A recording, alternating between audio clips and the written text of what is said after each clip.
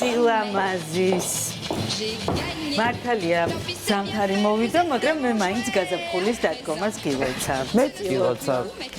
ამიტებით როგორც მიცამ გვამცნო, მალე გამოვა. კი, ძალიან ძემ გამოანა და მთვავა შეწყდა უმეტეს რეგიონში და სამოკეთ კეთილსაიმედო ამინდის პროგნოზი გქონდა დღეს დილით მოგვისმენთ.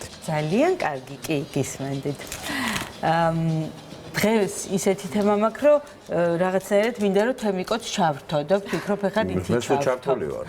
აი, მაშინ მითხარი თემიკო შენ ქერა ხალი უფრო მოგწონს თუ შავგვრემანი?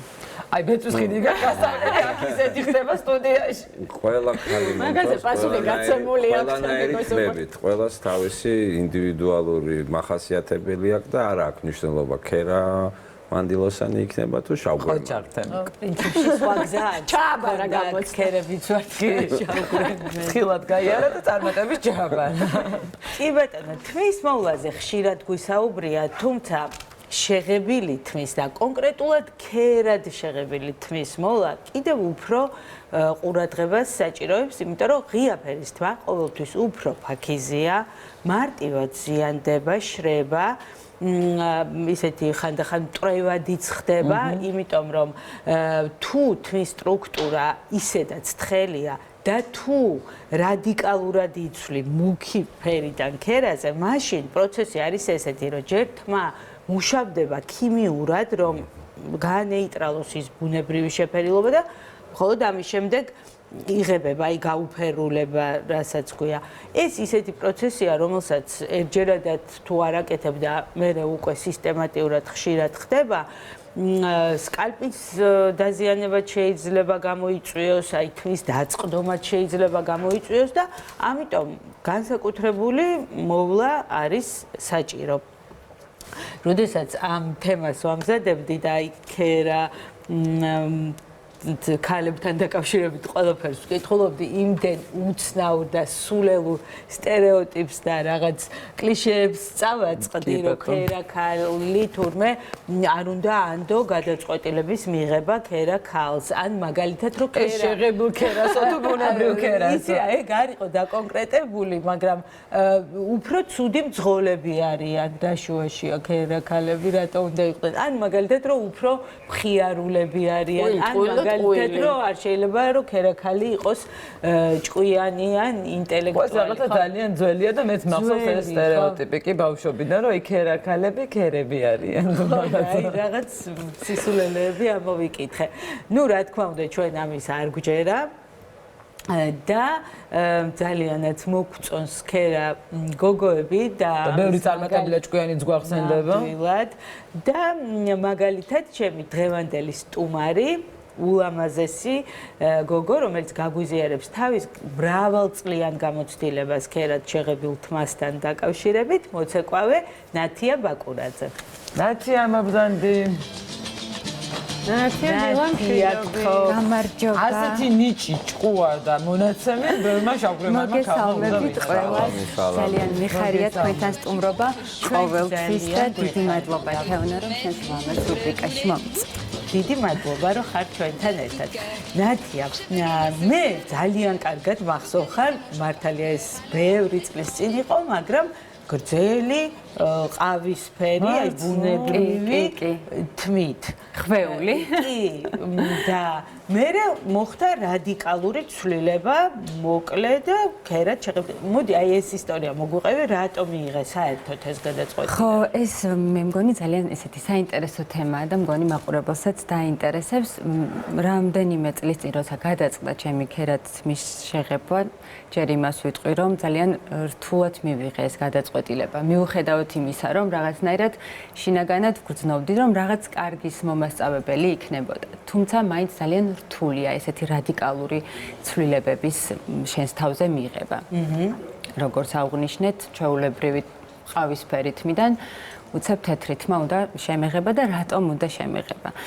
13-14 წლის წინ, როდესაც დღის წესრიგში დადგა, რომ სუხიშვილებს უნდა გაეკეთებინათ უდიდესი პროექტი რამიშვილები, ბუნებრივია ილიკო შეუდგა ქორეოგრაფიას, ხოლო ნინო სუხიშვილი საცეკვაო კოსტიუმების ესკიზებს. ყველა ესკიზი და ყველა ჩასაცმელი იყო ძალიან განსაკუთრებული ამ პროექტისთვის გაკეთებული, მაგრამ ერთი ყველაზე განსაკუთრებული ესკიზი, რომელიც მე უნდა მომერგო, ესე გადაწყდა, იყო ძალიან განსხვავებული, ეცვა წითელი მეწამული კაბა, უნდა ყოფილიყო განსაკუთრებულად ეს ნახატში, გრძელი კიდურებით, რაღაცნაირი თავით კისრით, არ ვიცი, მოკლედ ესე შეირჩა და ყველაზე განსაკუთრებული რაც უნდა ყოფილიყო, მას არ უნდა ქონდა არც თმა და არც წარბი. ანუ რაღაცა უფრო კოსმოსური ქალი რაღაცნაირი ქმნილება უნდა ყოფილიყო. შეგვარჩიეს სამი გოგო, რაღაცნაირად თითქოს ერთმანეთს გავდით ეს გოგონები. და მაშინ გადაწყდა რომ თმა ძალიან დაბალზე შემჭრეს, ფაქტობრივად გადავიპარსე და ანუ ეს პროფესიული მსხვერპლი იყო წყალებში მსხვერპლი. ზუსტად ესე იყო, კი. და თმა გადავიპარსე და ესე ტოტალურად თეთრი. ანუ ეს ქერაც არ იყო, ეს იყო თეთრი თმა. აბსოლუტურად წარბებიც არ გქონდა, როგორც ჩანს.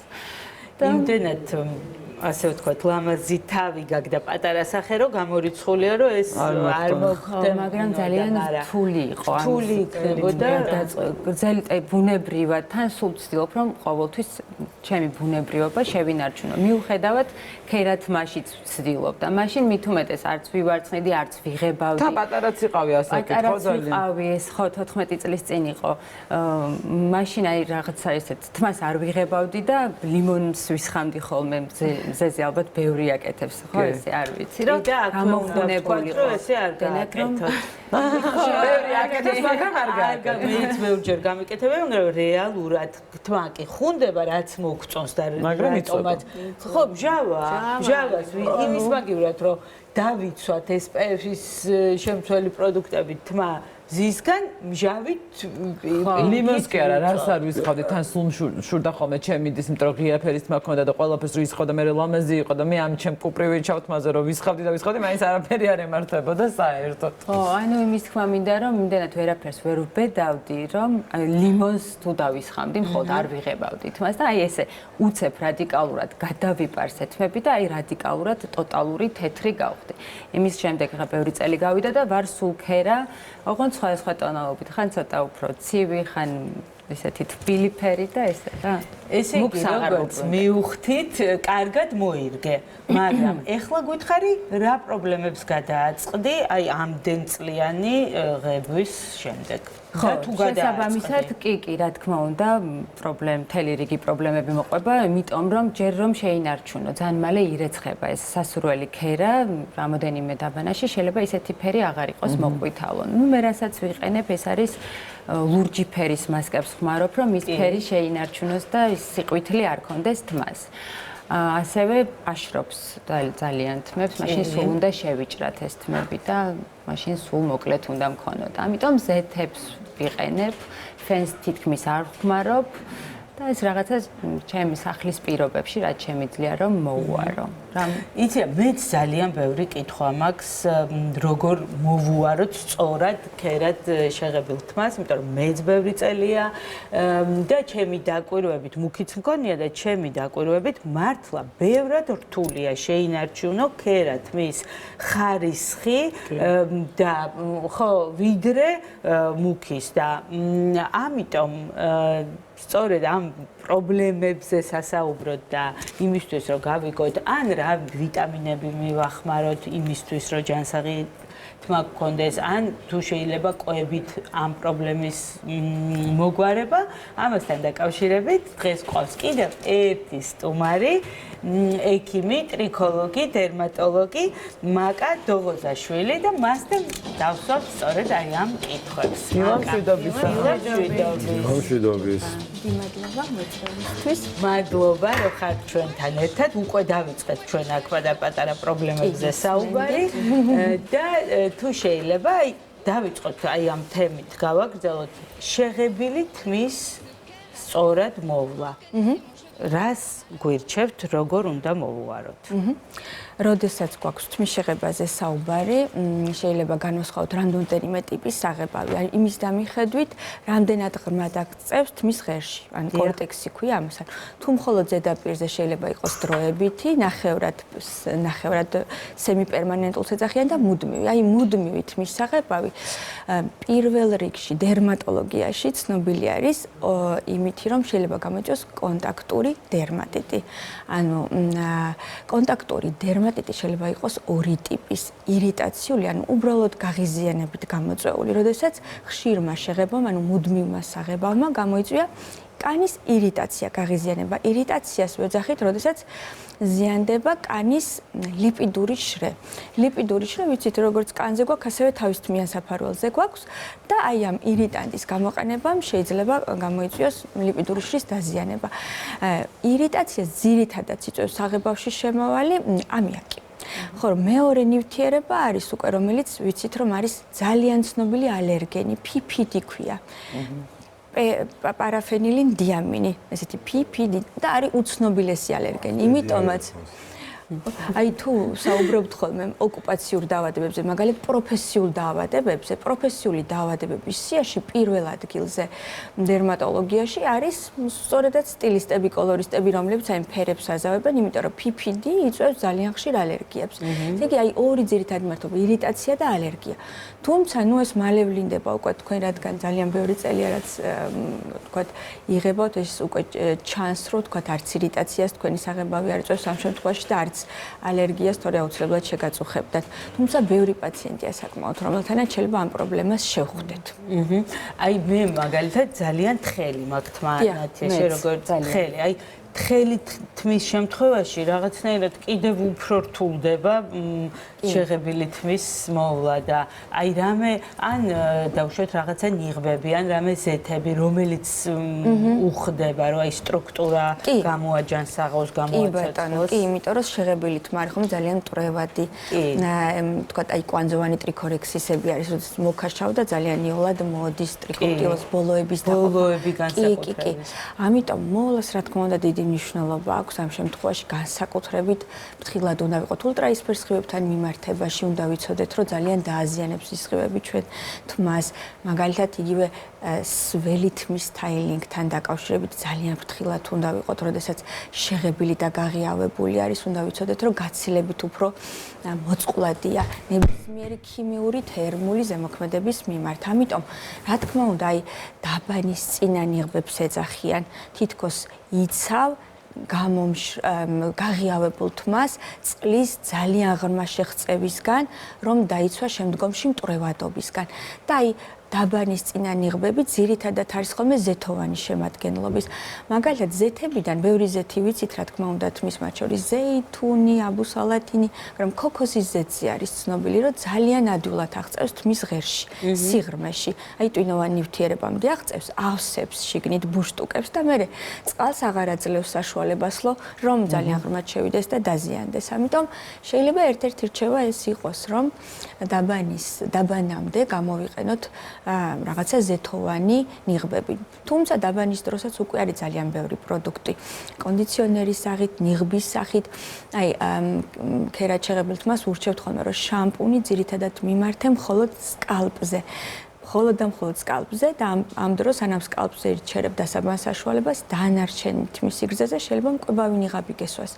გაიჩერო და მე ერთად ჩამოიბანო, ბოლოები დაიცვა და თმის სიგრძე დაიცვა. აი სწორედ ეს უნდა მეკითხა სკალპზე როცა საუბრობთ, აი ზეთებს როდესაც ხმარობთ, თქვათ თმისთვის, ხო, ის ხო უშუალოდ თმაზე უნდა იყოს, რომ თმა გამოკვებას, იმიტომ რომ სკალპის შემთხვევაში შეიძლება სულ სხვა რამ იყოს საჭირო და პირიქით დააზიანოს კიდევაც, ხო, ამ ზეთებმა. აი ამ შემთხვევაში როგორ უნდა განსაზღვროთ, თქვათ სკალპისთვის რა არის და თმისთვის რა არის? არის ხოლმე სხვათა შორის მაი პაციენტი ჩივის, რომ სკალპი ცხიმიანი აქვს და თმა გამომშრალი აქვს.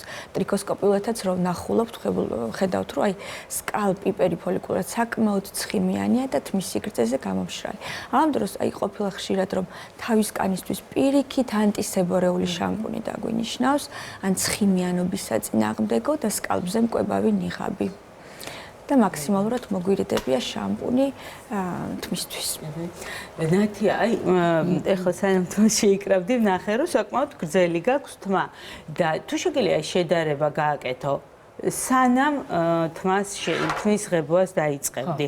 თმის სისქე, ასე ვთქვათ, და სტრუქტურა უფრო ინტენსიური იყო, უფრო სქელი იყო და მე ღებვის პროცესში დათხელდა ეს თმა, თუ როგორიც იყო სტრუქტურა დარჩა იგივე. უფრო რბილი მქონდა მანამდე, რა თქმა უნდა, და ღებვის რაც ვიღება, უფრო გამომშრალი. მაქვს თმა.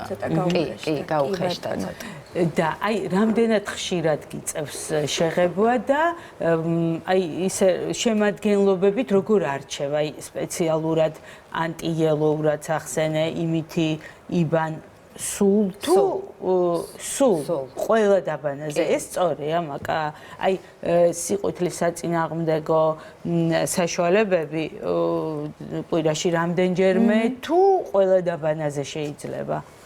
სიყვითლის საწინააღმდეგო საშუალებებით შეიძლება უფრო დამატებითად აშრობდეს, უფრო უნდა აი ის ფერზე კი ზრუნავს, მაგრამ აი ხარისხზე შეიძლება ისაც მე კონკრეტულად მოვიხმარაობათ, ახლა არ უნდა ვთქვა, ხო, ბრენდი, ხო? ხო, არის სპეციალურად ემოლენტებთან მიქსია ხოლმე, ძალიან შეიძლება, ანუ თან ჩამქრობია, მაგრამ არის მიქსი ემოლენტებთან. ხო, ანუ პლუს არის. კი, რომელიც ატენიანებს ძალიან კარგი არის მასკა თუ გოწყვია. რომელიც მოიგეთ, ხო? მაკა და აი უსაფრთხო საღებავებზე რო ვისაუბრეთ, აი ამიაკი დაასახელეთ თქვენ ის ინგრედიენტი, რომელიც უფრო მეტად აფუჭებს ხო ხარისხს და უამიაკო საღებავები დღეს ძალიან ბევრი არსებობს. აი კიდე არის უსულფატო საშუალებები, აი ეს თუ რეალურად თუ რაღაც ზემოქმედება აქვს, თუ უბრალოდ რაღაც მარკეტინგული ამბავია. შორის არის, აი PubMed-ზეც მოიპოვება სტატია, სადაც კვლევა ჩატარდა საკმაოდ დიდ ჯგუფზე პაციენტებისა, რომლებთანაც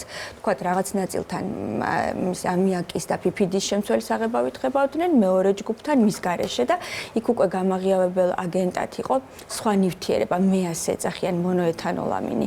აღმოჩნდა, რომ ის გაცილებით უფრო დამზოგველი არის ირიტაციის კუთხითაც, ალერგიის კუთხითაც და თმის გამოშრობის კუთხითაც. ამიტომ ის რომ უამიაკოთი შევიღებოთ, ნამდვილად ამაში არის რაღაცა რეალობა და გამყარებული თქვათ კვლევით.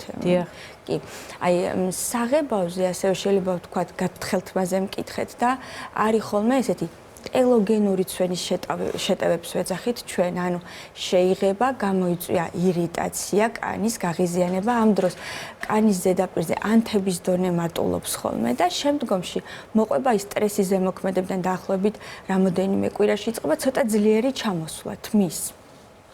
თუმცა მე აღდგება ხოლმე გაღიავებულ თმას რომ ვათვალიერებთ, თმის სიგრძე შეიძლება ძალიან დაზიანებული ტრიქორექსისული იყოს, მაგრამ ნახოთ რომ სკალპიდან ძალიან ინტენსიური ახალი ზრდა მიდის. ანუ ეს უშუალოდ მიუთითებს იმაზე, რომ პრობლემა არა შინაგანი რაღაცა დაავადებით ან დეფიციტებით არის გამოწვეული, არამედ გარეგანი, აი სწორედ გაღიავებით. გასაგებია და აი სულ რაღაცა მიდგომები იცვლება ხოლმე და სხვადასხვანაირია და აი თქვენი გამოცდილები და თქვენი აზრით როგორ არის სწორი ხა ყველაფერი ინდივიდუალურია რა თქმა უნდა აი თმის დაბანის სიხშირე ეს მაინტერესებს ხანდახან ეს არის ხოლმე დამოკიდებული იმაზე თუ მაგალითად როგორი დღე გაქვს შეიძლება დღეში ორჯერაც დაიბანო თმა არა იმიტომ რომ დაუშვათ რაღაც გაისუფთავო არამედ უბრალოდ მიცირე ისიქმანს კიდე კითხოთ ეგეც რუტინა როგორია ეს იყო მოსაყვანი ერთ გადაცემაში თემიკოსი თმასთან დაკავშირებით რომელიც არა აქვს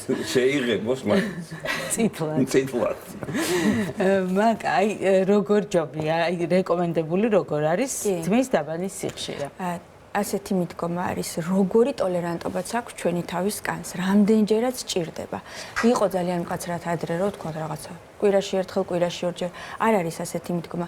უნდა გვახსოვდეს, რომ მაგალითად სახის კანს ხო ყოველდღიურად აუცილებლად ვიბანთ და ამაზე არავის კითხვა არ უჩდება, ხო? იმიტომ რომ სახის კანი მდიდარია ცხიმის ჯირკვლებით. აი თავის კანი კიდევ ბევრად უფრო მდიდარია. ყველაზე დიდი რაოდენობით ცხიმის ჯირკვალია, სებორეულ ზონას ვეძახით. ამიტომ ის რომ თავის კანს შესაძლებელია თუნდაც ყოველდღიური დაბანა ჭირდებოდეს, აბსოლუტურად არ არის გასაკვირი და პირიქით ერთ-ერთი გამოსავალი ხომ ეს სწორედ როდესაც ცოტა მოცულობის სწრაფი დავარდნა ხდება ან რაღაცა ირიტაცია ან ქავილის შეგრძნება ტრიქოდინიას ვეძახით ჩვენ რომ აი მეორე დღეს უკვე ცოტა ქავილის შეგრძნება ერთადერთი ხშირი დაბანითაც კი შეიძლება ეს პრობლემა მოიხსნას ხოლმე თუმცა თუ არის ზედმეტად მშრალი ეგზემის ტიპის ატოპიური კანი სიმშრალის რატო უნდა დავბანოთ ყოველდღე ვთქვათ ცხიმიანია თუ მშრალი თმა კი აი ეგზემას ტიპის კანს ანუ ატოპიურ კანს შეიძლება კვირაში ერთხელაც კი ყოფნიდეს ნუ მაქსიმუმ ორჯერ დაბანა ხშირი დაბანა არ ჭირდება ანუ ინდივიდუალურია მაინც ყველა ამბობენ რომ აი ჩვენი ცხიმი საკუთარი თავის ცხიმი კვებავს თმას ეს რამდენად სიმართლე იგივე აი კანი და სკალპი თმა ხო ერთი ორგანოთა სისტემა უნდა გვახსოვდეს რომ გარედან ჩვენს კანს აქვს ლიპიდური შრე დამცავი ლიპიდური შრე თავისი სერამიდებით ამიტომ ნამდვილად ყვება სჭირდება თუ იშვიათად დავიბანთ თავს ალბათ უკეთესი თვის ხარისხი იქნება არა უბრალოდ ძალიან ბევრი აი თქვენ ახსენეთ სულფატი ხო ზედმეტად ისეთი აგრესიულ დასაბანებს ეძახიან აი harsh cleanser-ებს ანუ ძალიან მძიმე დასაბანებს რომელიც პრაქტიკულად აშიშვლებს ლიპიდურის შრისგან ასეთებს უნდა მოვერიდოთ და აწერია ხოლმე ნაზი დასაბანი ხშირი გამოყენების შამპუნი უფრო ასეთებზე გავაკეთოთ აქცენტი მე აი ქერატმისთვის სპეციალური შამპუნები ვარ ქერატმისები ძირითადად არის ხოლმე ექსპანტენოლი შედის აუცილებლად E ვიტამინი შედის ხოლმე რომ ყვება და აღდგენა მიდიოდეს კი აი მედანათიამ ვისაუბრეთ სანამ შემოვიდოდით და გავარკვეთ რომ არც ერთი არ ვიღებავთ არ ვიკეთებთ გაუფერულებას ანუ ბუნებრივი პიგმენტი გვაქვს უფრო ღია და არ გვჭირდება ეს პროცესი და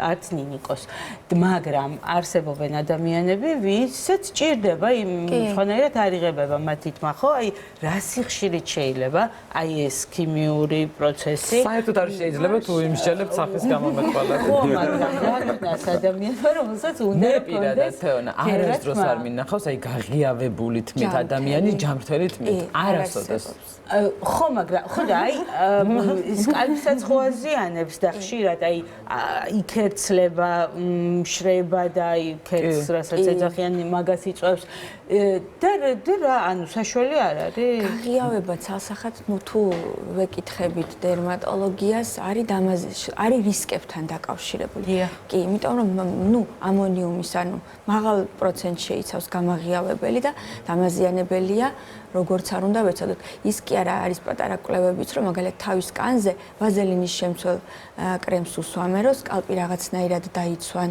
და შემდგომ ახდენენ გაღიავებას ამასაც მიმართავენ ხოლმე გასაგებია და აუცილებლად უნდა გკითხოთ არსებობს ესეთი ვიტამინები რომელსაც პირდაპირ აწერია თმა ფრჩხილი კანი ეს ვიტამინები შეიძლება თუ არა რომ ესე პირდაპირ მაგალითად გაზაფხულზე და შემოდგომაზე ან მაგალითად პრევენციის სახით ის პრობლემის გარეშე რომ მივიღოთ აი ამასთან დაკავშირებით ანუ კანითმა ფრჩხილი ფორმულები ალბათ ყველაზე დიდი რაოდენობით არის ბაზარზე ანუ ძალიან ისე კარგად მუშაობს მარკეტინგი რა თქმა უნდა მარკეტინგია რა თქმა უნდა კი ყველა ბიჭყიპები ნახე დეფიციტი არ აქვს შეიძლება სულ აქ შეიძლება პირველ რიგში თუ კი თმის პრობლემა არის მთავარი კარგი რაც გაუკეთოთ ჩვენ თმას პირველი ეს არის დიაგნოსტიკა ხო ანუ გავიგოთ რა ხდება ზოგადად ანუ რის გამო გწვია იმიტომ რომ თმის ცვენის ტიპები არის ძალიან ბევრი არანაწიბუროვანი ნაწიბუროვანი ანდროგენული ტელოგენური ბუდობრივი მილიონი მიზეზი აქვს თმის ცვენას და უბრალოდ შესვლა და ყიდვა კანითმა ფრჩხილის ფორმულის არის თანხის დახარჯვა და დამთავრდა. მაგრამ თუ დიაგნოსტირება ხდება, რა თქმა უნდა, არის კვლევები, რომ კონკრეტულ ვიტამინს ან მინერალს შეიძლება ქონდეს ძალიან დიდი გავლენა თმის განვითარების ციკლზე. მაგალითად, გვაქვს ასეთი კვლევები ფერიტინზე, რკინაზე, გვაქვს B12-ზე, გვაქვს D ვიტამინზე, თუთიაზე. ამიტომ არსებობს სკრინინგ ტესტები, რომლებსაც ვატარებთ, თუ კი HV გვაქვს, რომ შეიძლება დეფიციტური მდგომარეობით იყოს. მაგალითად, ბარიატრია ბარიატრიის შემდგომ, მაგალითად, ბარიატრიული ოპერაციების შემდგომ არის ხოლმე, რომ ძალიან ირღვევა, შეწოვა სხვადასხვა ნივთიერებების, ან კაცრი დიეტის შემდგომ, აი მოზარდებში სხვათა შორის ბევრი ისეთი ძალიან კაცრად შიმშილობს ფაქტიურად, ბევრი მოზარდი ხშირად, რომ აი წონაში რო ცოტა იმატებენ მაგასაკში. და შეიძლება მკვეთრი დეფიციტი ვნახოთ. იმ შემთხვევაში, რა თქმა უნდა, უკვე აზრი აქვს თუ ნიშნავ კანით მოფრჩხილი ფორმულას ან კონკრეტულ მონოთერაპიას, მაგალითად, გაქვს კონკრეტულად B12-ის დეფიციტი, ნიშნავ B12-ს, გაქვს რკინის დეფიციტი, ნიშნავ კირის შემცველ პრეპარატს. ასე უფრო შედეგიანი არის. ნუ თუმცა არის სვენის ტიპები, რომ სადაც არანაირი კავშირი ვიტამინთან არ არის, აბსოლუტურად არანაირი და ის შედეგს ვერ მოგცემს მისი მიღება. ნათია, თქვენ თუ გქონიათ მსგავსი გამოცდილება, რომ აი მაგალითად თმის ხარისხისთვის რაღაცა მიგიხმარებიათ ან კვებითი დანამატი, ან ვიტამინი, ან ჩვეულებრივი საკვებით თუ გქონიათ ესეთი გამოცდილება. სხვათა შორის არა ხო, მე ზოგადად ცუდად ვექცევი ხოლმე საკუთარ თავს. რა კუთხით? აი ვიტამინების მხრივ ვცდილობ უფრო კვებით შევუწყო. ეხლა ვფიქრობ, რომ მეც უნდა შევიწინო ვიტამინები აუცილებლად. მაგრამ ჯერ უნდა გაიაროთ კონსულტაცია მაგასთან, როგორც მივხვდი და ესე უბრალოდ შევედი ვიყო. დღეს გავიგეთ, რომ არ უნდა გავაკეთოთ.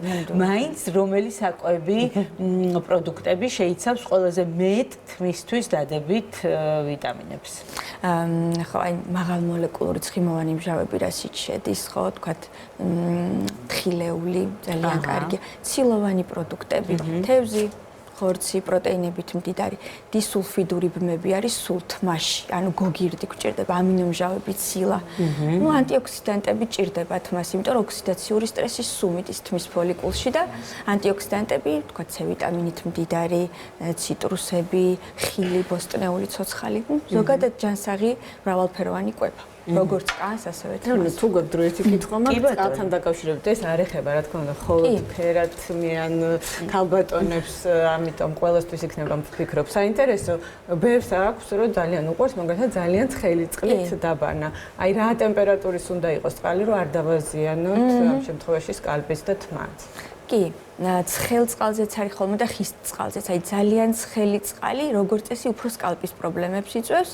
სებორეულ დერმატიტს ამწვავებს ხოლმე. შეიძლება იუცებ გაუმწვავდეს და გამოიწვევს ქავილი, აქერცვლა. ამიტომ ნორმა დაახლოებით 40 გრადუსი არის ნორმალური წყლის ტემპერატურა. და კიდევ ერთ რამე გაკითხოთ, სადღაც წამიკითხავს და არაერთხელ მისცია კი რა თითქმის სულ ასე რაღაცა გამიჯდა უკვე ჩვევაში მაქვს ცივი წყლის გადავლება. კი, კარგია რა თქმა უნდა. კარგია? კარგია, ნამდვილად თმაზეც, სკალპზეც და კანზეც, ანუ კონტრასტულ მასაჟს აკეთებთ ფაქტიურად, ანუ სისხლძარღვს ავარჯიშებთ. შევიწროვ და გაფართოვ და სისხლძარღვის კედლის დრეკატობა, ელასტიურობა, ცუდი არ არის ყოველ შემთხვევაში. როგორც აბანოში რო ცხელი წყლიდან ცივ წყალში რო უნდა ჩახდე. კი. და აი სეზონური ცვლილება, სეზონის ცვლილება თუ უნდა დავაკავშიროთ მაგალითად თმის მოვლის რამე ცვლილებასთან. აი მოდის ეხა ნელ-ნელა იმედია გააქტიურდება ხომზე, ნუცა გააქტიურდება მზემოვა, აუზის სეზონი, ქლორი, ეს კიდევ უფრო მზე და ქლორი რაღაცნაირად კიდევ უფრო აშრობს და აფუჭებს ხო თმას. აი რა უნდა დავამატოთ ამ ალბათ რაღაც თერმოდამცავები თუ როგორ მოვიქცეთ? სეზონური ცვენას სხვათა შორის სულ მითი ეგონათ ხოლმე, მაგრამ ამაზეც ისეთი მეტაანალიზები ჩატარეთ და აღმოჩნდა, რომ ორი პიკი მართლა არსებობს სეზონური ცვენის. ერთი არის გვიანი ზაფხული, ამ სადღაც აგვისტოს, სექტემბერი, ოქტომბრის პერიოდი, როცა პიკი არის ხოლმე ცვენის ფაზაში მყოფი თმების ყველაზე მეტი ცვევა და მეორე ზუსტად აპრილი-მაისის თვეებში. ანუ ეს წინასწარ თუ იცის პაციენტმა და ინფორმაცია აქვს შედარებით მშვიდად არის, იმიტომ რომ სეზონური ცვენა არ ნიშნავს გამელოტებას, ხო? არის გარდამავალი რამოდენიმე კვირიანი და შემდგომ იწყებს აღდგენას ისევ თმა. დამატება რაც შეეხება პროდუქტების გაზაფხულზე, ანუ განსაკუთრებით თუ მაგალითად ქლორიან წყალზე პირველ რიგში ხუთს ურჩევთ ხოლმე, ანუ დაცვას უშუალოდ არ უნდა მოხდეს ინტენსიური შეღება, მით უმეტეს თუ გაღიავებული, შეღებილი, დაზიანებული ნებისმიერი ქიმიურ ზემოქმედება გავლილი თმა არის, ხო? უკვე ვიცით რომ მისი მესერი, ანუ კორტექსი არის შედარებით აწეული და შიგნით ქლორიც და ყველაფერი. კი. ამიტომ ხუდი პირველ რიგში ნულტრაისფერის სხივებისგან რა თქმა უნდა უკვე არის SPF-იანი სპრეიები, თუმცა ისიც აი რუტინაში გამოსაყენებლად ცოტა რთულია, ბევრს არ უყვარს ბევრი სხვა პროდუქტი თმაზე, ხო? მაინც მოცულობას უსლის, ამძიმებს. ამიტომ ყველაზე კარგი გამოსავალი თმაზე მაინც ფიზიკური დაცვა არის, კი, ვიდრე რაღაცა დამატებითი პროდუქტის გამოყენება ხოლმე. გასაგებია. ნათია, ესეთი რაღაც მინდა გკითხვა. ეხლა მაგალითად ყავს მაყურებელი, რომელიცაც აქვს გადაწყვეტილი, რომ რადიკალურად შეიცვალოს თმის ფერი, რადგან ფერზე ვსაუბრობთ და აი შენ გააქვს ეგ გამოცდილება და მას მერე კიდევ ბევრი წელი გავიდა. აი რას ურჩევდი? ხო შეიძლება იმდენ პრობლემას გადააწყდი, რომ არ ღირს ან პირიქით, აი რას ეტყოდი ესეთ მაყურებელს, რომელიც ახლა ფიქრობს, რომ შევიღება ქერად თმას. პირველ რიგში ვურჩევდი, რომ კარგად მოусმინოს საკუთარ გულის თქმას, აი რას ურჩევს თავისი თავი. იმიტომ რომ არის ზოგჯერ ვართ ხოლმე აყოლილები, ანუ რაღაცა მოდას ან იმას უხდება და მეც მომხდება. ეს არ მუშაობს, მე მგონი. ფიქრობ, რომ აი ნამდვილად თუ უნდა და ეს საკითხი დაუდგა, აუცილებლად თამამად გადადგას ნაბიჯი ეს თმის შეღებას ეხება თუ რამე კიდე უფრო სხვა რაღაცებს, აუცილებლად ვფიქრობ, რომ მისი შემდეგი კარგი მომავლისთვის იქნება ეს ყველაფერი და კი, ნამდვილად უნდა შეიღებონ თმა, თუმად ასე უნდათ და თუ კი ეს არ მოუხდება, ისი ძალიან მარტივი იქნება, დაუბრუნდება თავის დაბრუნება ბევრად მარტივია, ვიდრე გაღიავება.